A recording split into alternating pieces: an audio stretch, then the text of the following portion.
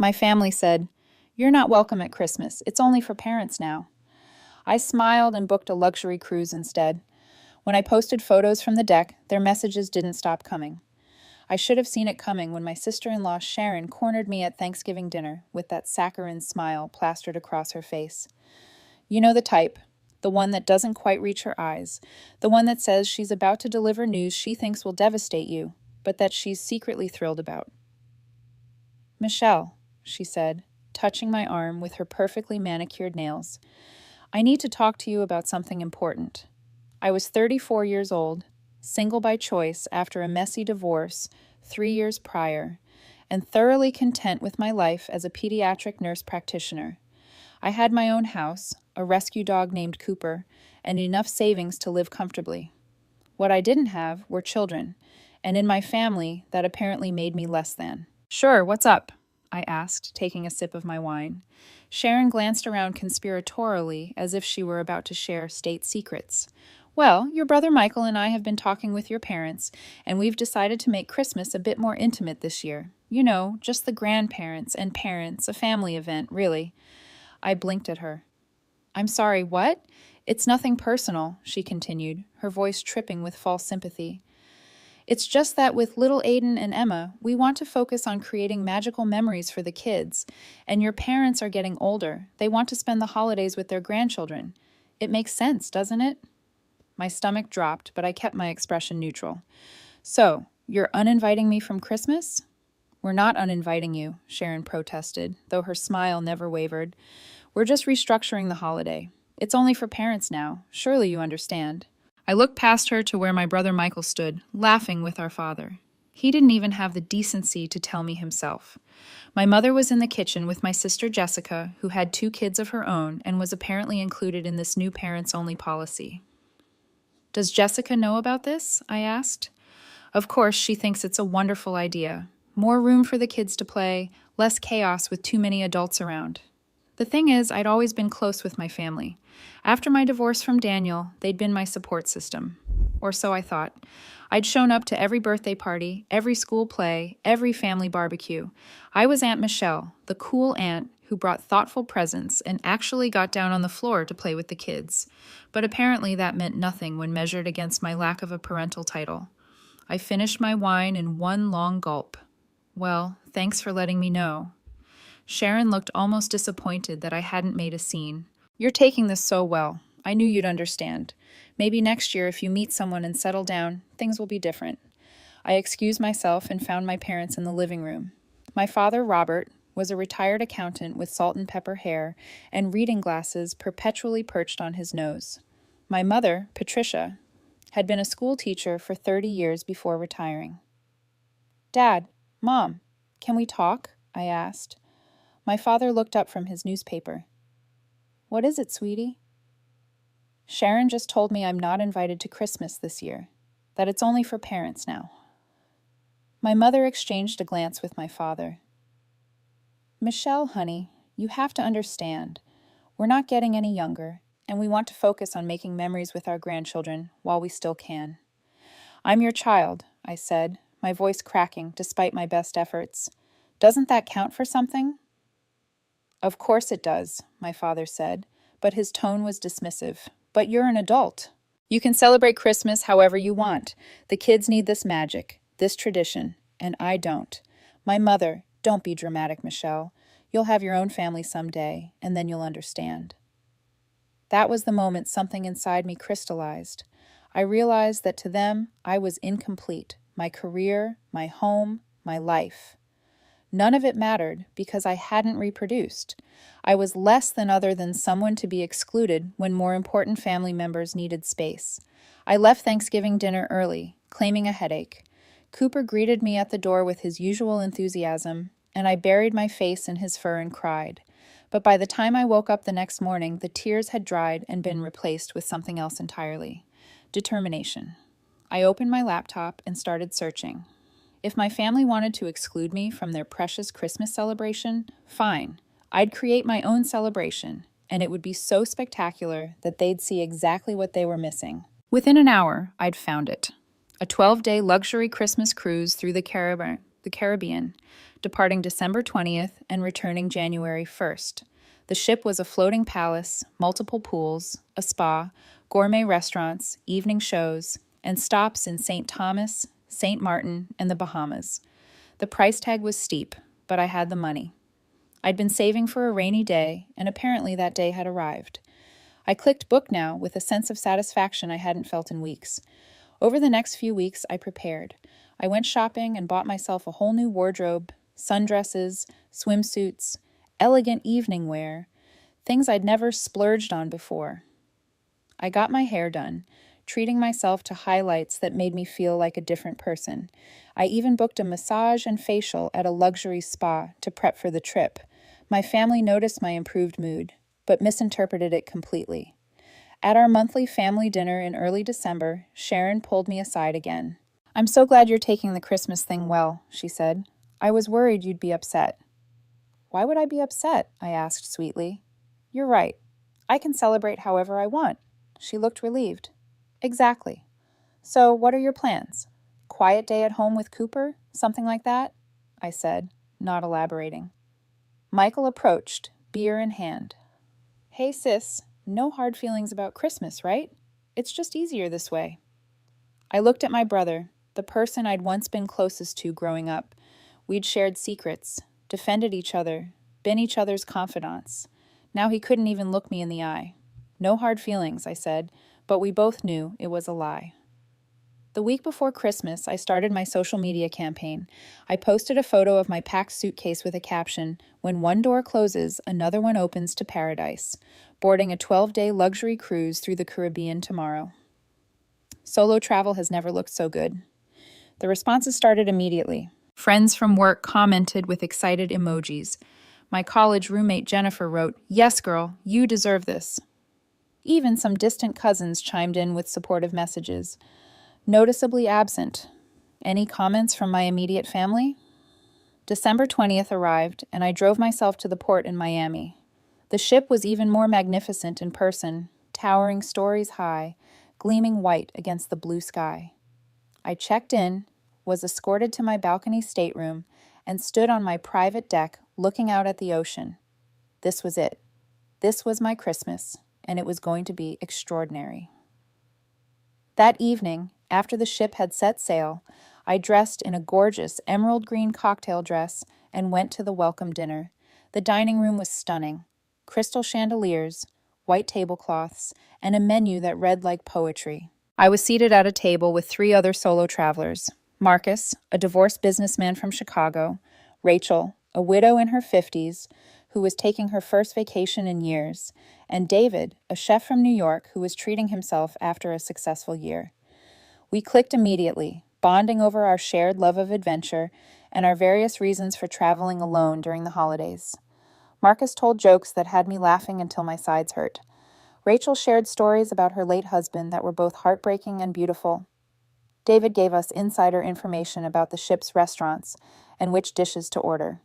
After dinner, I returned to my room and took my first photo, a selfie on my balcony with the ocean stretching out behind me, the ship's lights twinkling in the reflection. I was smiling genuinely for the first time in weeks. I posted it with the caption, "Day 1 of my Christmas adventure. The ocean is my family tonight, and it's more welcoming than you'd expect." Dinner was incredible. Lobster thermidor and chocolate sewell. Tomorrow we duck in St. Thomas. Living my best life doesn't even begin to cover it. I watched as the likes and comments rolled in. Friends were ecstatic for me. Then I saw it. My sister Jessica had viewed the post. No comment, just a view. Then Sharon, then my mother. I smiled and turned off my phone. But sleep didn't come easily that first night. Despite my bravado, despite the beautiful dinner and the new friends, there was still a hollow ache in my chest. I kept thinking about past Christmases, helping my mom bake cookies while Michael and I snuck dough when she wasn't looking, watching Jessica's face light up when she opened presents, the warmth of being surrounded by people who were supposed to love you unconditionally. I got up and went back out to the balcony, wrapping myself in the complimentary robe. The ocean was dark and vast, illuminated only by the moon and the ship's lights. I called my best friend from college, Amanda, who lived in Seattle. "Em." She answered on the second ring. How's the cruise? Your post looked amazing. It is amazing, I said, and my voice cracked. But Amanda, I'm out here in the middle of the ocean, and I still feel so discarded. Oh, honey, she said softly. What they did was unforgivable. You know that, right? This isn't about you not being enough. This is about them being too small to see your worth. I keep wondering if I'm overreacting. I admit it. If maybe I should have just accepted it quietly. Absolutely not, Amanda said firmly. You're not overreacting. They told you that you don't matter because you made different life choices than they did. That's not something you accept quietly. That's something you stand up against. And look at you. You're on a freaking luxury cruise living your best life. That takes courage. We talked for another hour, and by the time we hung up, I felt steadier. Amanda reminded me that this trip wasn't just about showing my family what they were missing, it was about showing myself what I deserved. The next morning, I woke to my phone buzzing incessantly. Dozens of notifications. My post had gotten even more traction overnight. But more interestingly, I had a text from an unknown number. Michelle, this is Karen, your dad's sister. I just saw your post and I'm absolutely furious with your parents. What they did is inexcusable. I want you to know that you're always welcome at my house for any holiday. Always. Your family. Period. Love you, sweetie. I stared at that message, tears pricking my eyes. Aunt Karen had always been the coolest aunt, the one who sent birthday cards with actual money in them, the one who remembered important details about my life. Knowing I had her support meant more than I could express. I texted back, "Thank you, Aunt Karen. That means everything to me. I love you too." More messages trickled in throughout the morning. My cousin Ryan, Karen's son, sent me a message saying he was disappointed in his uncle and aunt. My father's brother, Uncle Tom, called me directly. "Michelle, I just heard what happened," he said, his voice tight with anger. "Your father called me yesterday to wish me a Merry Christmas, and when I asked if you were there, he got all quiet and weird." Sharon finally told me the truth. I'm appalled. "Uncle Tom, no, let me finish," he interrupted. "I've watched you grow into an incredible woman. You're a nurse practitioner helping kids every single day. You own your own home. You're kind, generous, and you've never asked for anything from anyone. The fact that they excluded you because you don't have children is disgusting. I told your father as much." "What did he say?" I asked, curious despite myself. "He tried to justify it at first.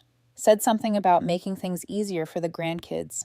I told him that what he actually made was a massive mistake and that he was going to lose you if he didn't fix it. Sharon's influence has gotten out of hand, and your parents have been enablers." I processed this information. So the cracks were showing in their perfect parents only Christmas. "Good. Thank you for standing up for me." I said, "Always, kiddo. Now you go enjoy that cruise and post 1,000 more pictures. Make them see exactly what they're missing." After that call, I felt recharged. I got ready for the day, putting on a new turquoise sundress and my favorite sandals. I met Marcus, Rachel, and David for breakfast at the buffet, which was spread with more food than I'd seen in my life. Made-to-order omelets, fresh fruit, pastries from heaven, and coffee so good I wanted to cry. The next morning, I woke up to the sight of St. Thomas outside my window. The island was gorgeous, lush green mountains meeting turquoise water. I had booked an excursion to Min's Bay, consistently rated one of the most beautiful beaches in the world. I spent the day swimming in water so clear I could see my toes, lounging under a palm tree with a tropical drink, and taking photo after photo. The sun on my skin felt like healing. Every wave that washed over my feet seemed to carry away a little more of the hurt I've been carrying. That evening, after a long shower to wash off the salt and sand, I sat down to organize my photos. There were so many good ones that choosing was hard. I finally settled on a carousel, me in a bikini on the beach, a close-up of my tropical drink with the ocean in the background, a sunset shot that looked like it belonged in a magazine, and one of me with my feet in the water, head thrown back in genuine laughter. The caption read, "St. Thomas exceeded every expectation, spent the day at Man's Bay, possibly the most beautiful beach I've ever seen. The water was like swimming in liquid crystals. Had a rum punch that could convert a teetotaler. This is what Christmas looks like when you choose yourself first." No regrets. I hit post and watched the engagement explode immediately. Friends, colleagues, even a few former patients' parents were commenting. But what caught my attention was a comment from Denise, one of Michael's closest friends. Michelle, you look happier than I've seen you in years. Your family's loss is definitely the Caribbean's game. Keep shining. I liked her comment, knowing full well that Michael would see it. Within minutes, I had a text from him. Can we please talk? This is getting out of hand. I typed back, I'm on vacation, Michael. You made it clear I wasn't needed for your holiday. I'm making the most of mine. We can talk when I get back. Maybe. The maybe was petty. I knew it. But it felt good. This time, the responses from my family came quickly. Jessica sent me a private message. Your photos look amazing. We're having a nice time, too. I didn't respond. Then came a text from my mother. Michelle, your father and I are glad you're having fun, but don't you think you're being a bit excessive with all these posts? It seems like you're trying to make a point. I texted back, just sharing my vacation like everyone else does. Isn't that what social media is for? She didn't reply. The next few days were a blur of perfection. In St. Martin, I went on a catamaran snorkeling tour and saw sea turtles. The guide, a local man named Pierre, pointed out different species of fish and showed us the best spots to see marine life. When a sea turtle swam right up to me, close enough to touch, I felt like I'd been blessed by the ocean itself. I posted a video of me swimming alongside one with the caption, New friend alert. Sea turtles are better company than some humans I know. The engagement on that post was incredible. People were sharing it, tagging their friends, using it as inspiration for their own trips. But buried in the comments was one from Sharon. Very mature, Michelle, I replied publicly. Thank you. I'm really growing as a person on this trip. Self-discovery is amazing. She didn't respond, but I knew she was seething. That night at dinner, Rachel noticed I kept checking my phone and smiling. What's got you so entertained? She asked, sipping her wine. My family's imploding, I admitted. They're realizing that excluding me was a massive mistake, and I'm over here living my absolute best life. Marcus laughed. I love it. What prompted this whole revenge vacation anyway? I told them the full story. Thanksgiving, Sharon's announcement, my parents' complicity, Jessica's silence, Michael's cowardice. They listened with increasing expressions of shock and disgust. That's barbaric, David said when I finished. You don't exclude family because they made different life choices. My sister doesn't have kids either, and we'd never dream of cutting her out. Exactly. Rachel added, I have 3 kids, and you know what? Some of my most meaningful relationships are with my friends who don't have children. They have different perspectives, different experiences. They enrich my life. Your family's myopic. The best part, I said, feeling bold from the wine, is that I'm posting all these photos and they're seeing exactly what they're missing. Not just missing me, missing out on understanding that happiness doesn't look just one way. Keep posting, Marcus encouraged. Let them squirm. So I did. In the Bahamas, I went swimming with dolphins. The experience was surreal, these intelligent, playful creatures interacting with me like I was one of them. One dolphin, a female named Luna, according to our guide, seemed particularly attached to me. She kept swimming back, clicking and chirping, pressing her nose to my hand. The photo of me kissing a dolphin's nose got over 300 likes within an hour. I captioned it. She showed me more affection in 30 seconds than I've gotten from some people all year. Dolphins greater than humans. My phone started ringing almost immediately. It was my mother. I let it go to voicemail. Then my father voicemail. Jessica called 3 times in a row. I finally answered. What? Jessica, M. Please stop, she said, and I could hear tears in her voice. You're tearing the family apart with these posts. I'm tearing the family apart, I said incredulously. You all decided I wasn't family enough to celebrate Christmas with. I'm just living my life, but you're doing it so publicly. It's humiliating for them. Oh, I'm so sorry that my joy is inconvenient for you, I said sarcastically. Tell me, Jessica, were you thinking about my humiliation when you all decided I wasn't welcome? When you let Sharon dictate that I wasn't important enough to include? I'm sorry, she whispered. I should have stood up for you. I know that now. Yeah, you should have, but you didn't. So now I'm standing up for myself. And if that makes people uncomfortable, well, maybe they should have thought about that before they made me feel like I was disposable. I hung up before she could respond. That night, I couldn't sleep again.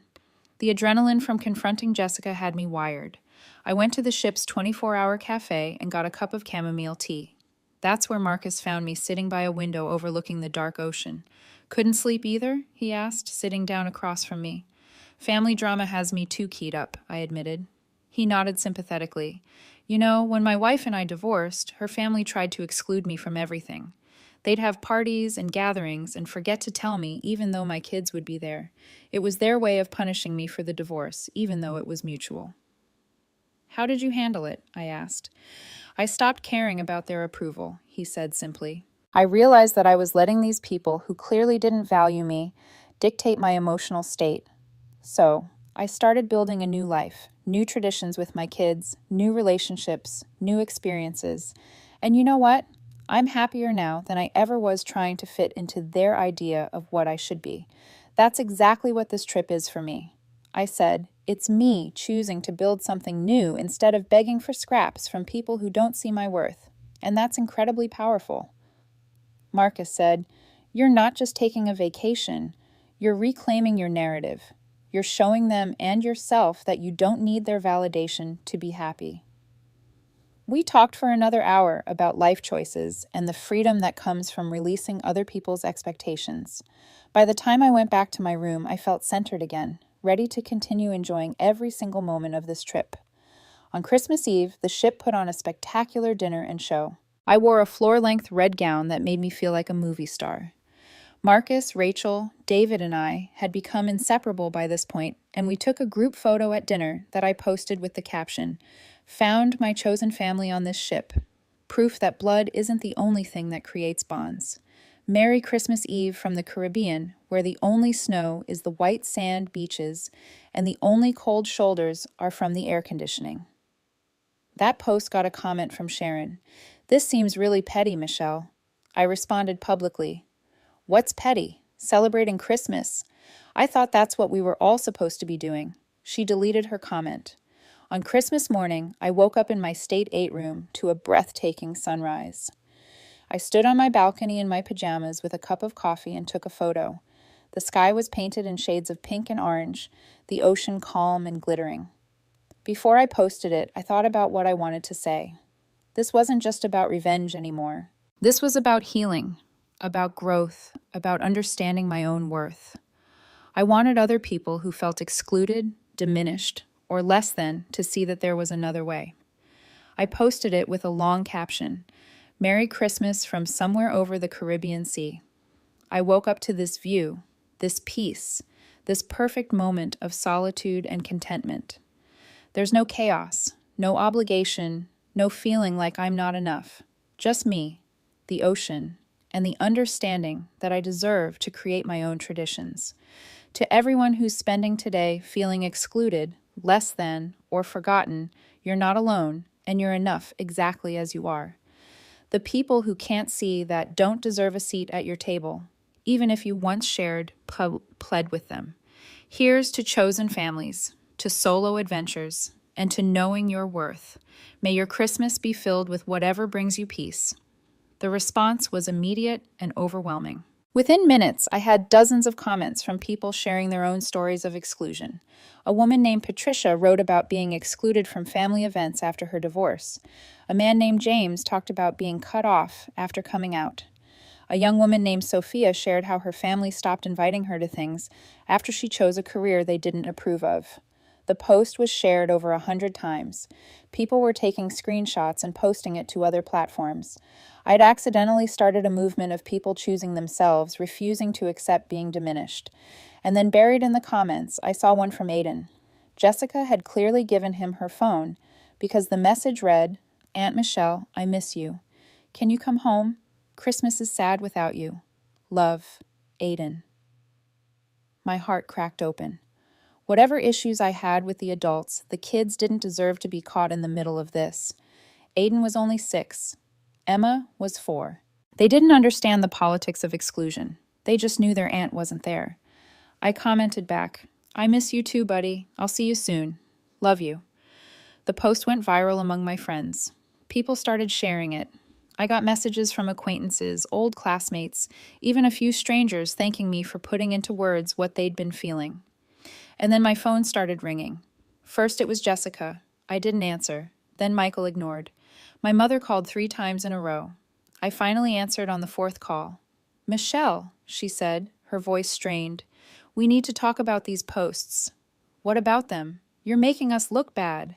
People are asking us questions, wondering why you're not with family for Christmas. Your Aunt Karen called your father this morning and gave him an earful. Uncle Tom did the same. Cousins are reaching out asking what happened. You're humiliating us." I laughed, a sound that came out harsher than I intended. "You mean people are realizing what you did? That you excluded me?" "We didn't exclude you," she protested, but her voice wavered. "We just wanted a more intimate gathering. You excluded me because I don't have children, because apparently my value as a family member is measured by my reproductive choices. You can try to spin it however you want, Mom, but that's the truth. You told me I wasn't family enough because I made different life choices than Michael and Jessica. That's not—" "We didn't mean it like that," she said, but even she didn't sound convinced. "Then how did you mean it?" I challenged. "Please explain to me how Christmas is only for parents now was supposed to make me feel included. Explain how I was supposed to interpret being told I wasn't welcome because I don't have kids. I'm genuinely curious." There was silence on the other end. In the background, I could hear my father asking who she was talking to. The sounds of the kids playing the TV on some Christmas special. "You made your decision," I continued, my voice steady despite the tears threatening to fall. "I made mine. I chose to spend Christmas somewhere I wanted, even if that's in the middle of the ocean by myself. Or actually, not by myself, with people who see me as a complete person, not as a work in progress waiting to achieve motherhood." "You're being selfish," my mother said, her voice breaking. "This was supposed to be special for the grandchildren, and my exclusion was supposed to be what? Invisible. Did you think I'd just quietly accept being pushed aside? That I wouldn't build a life that's just as valuable, just as worthy of celebration? Did you think I'd spend Christmas alone in my house with Cooper, crying into my wine, making you all feel better about your decision? We thought you'd understand," she said weakly. "Understand what? That I don't matter. Because that's the message you sent, Mom. You, Dad, Michael, Jessica, Sharon, you all told me loud and clear that my life, as I'm living it, isn't enough. Well, guess what? It is enough. It's more than enough. And I don't need your approval to know that anymore. The children keep asking where you are," she admitted quietly. "Aiden wanted to know why Aunt Michelle isn't here to play games with him. Emma keeps asking if you're mad at her. They don't understand." That hit me harder than I expected. The last thing I wanted was for the kids to think I'd abandoned them or that I was angry with them. "You should have thought about that before you decided I wasn't family enough to include," I said, my voice softer now. "Those kids are innocent in this, and it breaks my heart that they're confused and hurting. But that's on you, Mom. You made this choice. You own the consequences, all of them. Please," she said, and now she was openly crying. "Please come home. We can fix this. We can have a second Christmas when you get back." "We'll do better." "You don't get it," I said. "This isn't about one Christmas. This is about years of subtle messages that I'm not quite complete, not quite enough. About being asked when I'm going to settle down and start a family. As if my career and my life built count is settled. As if I haven't already started a family with Cooper and my friends and my patients. You didn't just exclude me from Christmas. You told me that everything I've built, everything I am, isn't valuable to you." "That's not true," she protested. "Then why did you agree to Sharon's plan? Why did you think it was okay to tell me I wasn't welcome? If you truly valued me as I am, you would have shut down that idea immediately. But you didn't. You went along with it. That tells me everything I need to know about how you see me." I hung up before she could respond, my hands shaking. That afternoon, I went to the ship spa and got a massage. I posted a photo of the serene relaxation room with cucumber water in the caption, "Christmas afternoon spa treatment." Because self-care isn't selfish, it's survival. And unthriving. Boxing Day, we were at sea, and I spent the morning at one of the ship's pools. I'd made peace with my family's rejection in a way I hadn't expected. Being on this ship, surrounded by people who didn't judge me for being childless, who saw me as a complete person rather than a work in progress, had healed something I didn't know was broken. Rachel approached me at the pool with a mimosa. "You're glowing," she said. "I feel like I've shed a skin. I admit it, like I've been carrying around this weight of not being enough, and I finally put it down." "Good for you," she said, clinking her glass against mine. "The people who matter will see your worth. The ones who don't weren't worth your time anyway."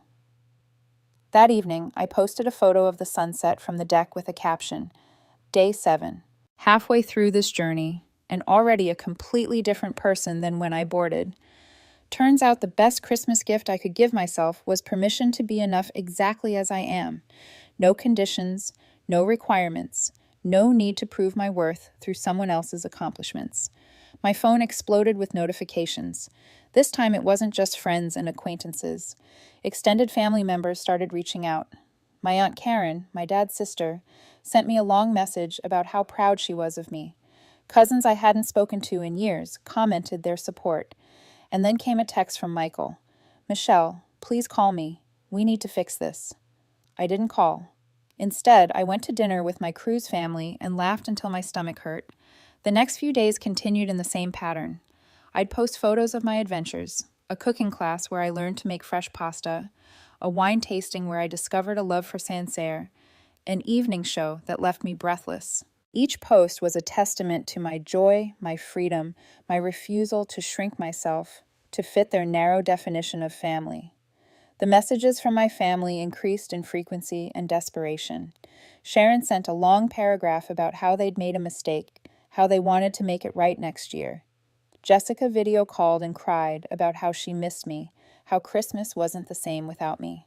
My father sent a text that simply said, "I'm sorry, we were wrong."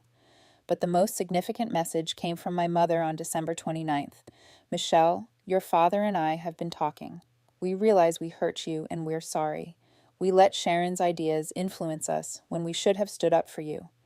You're our daughter and you matter just as much as Michael and Jessica, children or no children.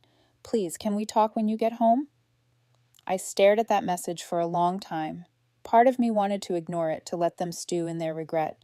But another part of me, the part that still loved them despite everything, knew that this was what I've been waiting for, not just an apology, but an acknowledgement that they'd been wrong. I responded, "We can talk when I get home, but understand this. Things have changed. I've changed. I'm not going to shrink myself or hide my life to make you comfortable. I'm not going to accept being treated as less than because I made different choices. If you can't accept that, then we don't have much to talk about." She responded immediately. "We understand. We love you, Michelle. We want you in our lives fully and completely." On New Year's Eve, the ship threw an elaborate party. I wore a stunning gold dress that shimmered under the lights. Marcus, Rachel, David, and I toasted to new beginnings. At midnight, as fireworks exploded over the ocean, I posted a photo of the celebration with the caption, "And ending this year by choosing myself. Starting the next year the same way." To everyone who's been following this journey, thank you for the support. You reminded me that family isn't just about blood. It's about who shows up, who sees you, who celebrates you for exactly who you are. Here's to 2025 and all the adventures to come. And to the family members who finally understood the assignment, welcome back. But know this, my table has a new shape now, and not everyone gets a seat by default. Earn it. The post got hundreds of likes and comments, but the one that mattered most came from an unexpected source, my nephew Aiden. Jessica had let him use her phone to send a message. "Aunt Michelle, I miss you. Can you come to my birthday party in January? Mom says you're having fun, but I want you here." I smiled through tears and typed back, "I'll be there, buddy. Save me a seat next to you." When I disembarked on January 1st, I felt like a different person. The woman who had boarded this ship had been broken, rejected, unsure of her worth.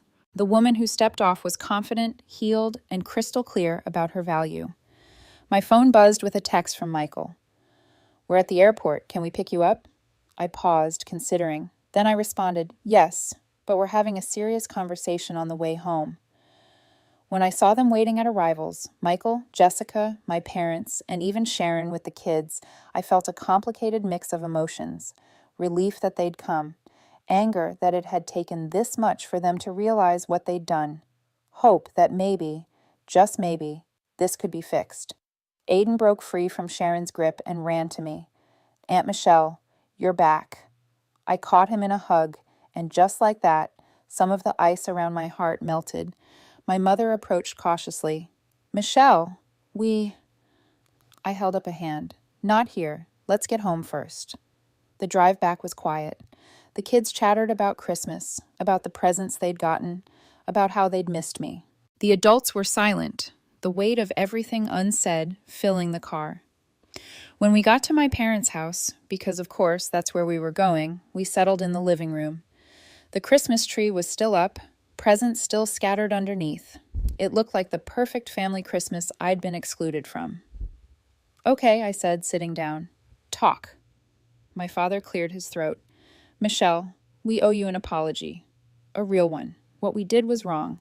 We let ourselves be convinced that Christmas should only be for parents, and in doing so we told you that you didn't matter, that you weren't enough, and that was cruel." Sharon spoke up, tears in her eyes. "It was my idea. I thought it would be easier, less complicated. But I was wrong. I didn't consider your feelings, and I should have. You're the kids' favorite aunt, and they asked about you all day. We ruined Christmas trying to make it perfect." Jessica grabbed my hand. "I should have stood up for you. I should have told them it was a terrible idea. I'm your sister. I'm supposed to have your back. Instead, I went along with it because it was easier. I'm so sorry." Michael was crying openly now. You're my little sister. I'm supposed to protect you, not hurt you. I let Sharon's plan happen because I didn't want to rock the boat, and that was wrong. You matter. You've always mattered. Kids or no kids, your family." I looked at each of them, seeing the genuine remorse in their faces. "Do you understand why this hurt so much? It wasn't just about missing Christmas. It was about being told that my life, my choices, my existence as I am, wasn't valuable to you, that I was disposable." My mother was crying now too. "We know, and we're going to do better. You're invited to everything always. Not because you might have kids someday, but because you're our daughter, our sister, our family member, who we love exactly as you are." "And those social media posts," my father added with a small smile. "They taught us something important. You don't need us to be complete. You've built a beautiful life, and we should have been celebrating that all along instead of treating you like you were missing something." I felt the tears come, then the release of months of hurt. I needed to hear this. I needed you to see me. "We see you now," Michael said. "We see you, and we're sorry it took you going nuclear on social media for us to realize what we'd lost." I laughed through my tears. "I didn't go nuclear. I just chose happiness." "Best revenge I've ever seen," Jessica said, hugging me. "You didn't get angry. You got fabulous." Aiden climbed onto my lap. "Are you going to come to Christmas next year, Aunt Michelle?" I looked at my family, flawed, imperfect, but trying. "Yes, buddy. I'll be here next year." "Good," he said, snuggling into me. "It's not Christmas without you." Over the next few weeks, things slowly began to heal. My family made a conscious effort to include me, to value me, to see me as complete.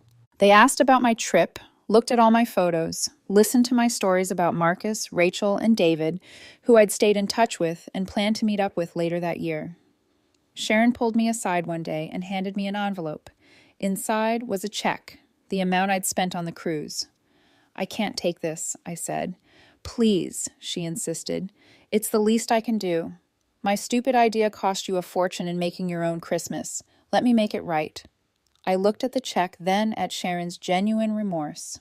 "Okay, but I'm donating it to a charity that helps single women and divorced women during the holidays. Women who might feel excluded or less than." She smiled. "That's perfect. My mother asked me to help her plan Easter, making sure I knew that my input was valued. My father started calling me every Sunday just to chat. Michael and I started having brother-sister dinners once a month, rebuilding what we'd lost. But the biggest change was in me. I'd learned that my worth wasn't dependent on anyone else's approval, that I could create my own traditions, my own family, my own joy. The cruise had been revenge, yes, but it had also been a gift to myself, a reminder that I was enough. On Valentine's Day, I posted one final photo from the cruise, a shot of me on the deck at sunset, arms spread wide, face turned to the sun. The caption read, "Someone asked me recently if I regret how I spent Christmas. If I regret making a scene with my social media posts, here's my answer. I regret nothing. I regret not the money spent, not the posts made, not the boundary set. What I do regret is all the years I spent thinking I needed to be someone different to deserve love and inclusion. To anyone out there feeling like you're not enough, you are. You're enough for someone's Christmas table, for someone's family, for someone's life. And if the people around you can't see that, find new people. Or better yet, be your own person. Be your own family. Be your own enough." That cruise taught me something invaluable. The best revenge isn't anger or bitterness. It's living so well, so fully, so authentically, that the people who dismissed you can't help but see what they almost lost. And then you get to decide if they've earned their way back into your life. Choose yourself first. Everything else will follow. The post got thousands of likes, was shared hundreds of times, and resulted in dozens of messages from people thanking me for inspiring them to value themselves. But the comment that meant the most came from my mother. "I'm proud of the woman you are, Michelle. I'm sorry it took me so long to tell you. You don't need children to be complete. You're already whole. Love you always." I smiled, took a screenshot, and saved it. Because sometimes the best revenge isn't revenge at all. It's growth. It's healing. It's teaching the people who hurt you to do better while simultaneously learning that you never needed them to complete you in the first place. I never did book another solo cruise for Christmas. The next year I spent it with my family, my whole family, chosen in blood. But I kept those cruise photos, that emerald green dress, and the memory of standing on that deck with the ocean at my feet and the sky above me, finally understanding my own worth. And honestly, that's the best Christmas gift I've ever received. Not forgiveness from my family, though that was important. Not the apology, though that was necessary, but the gift of knowing deep in my bones that I am enough. With or without them, with or without anyone, I am enough. And that's not revenge, that's revolution.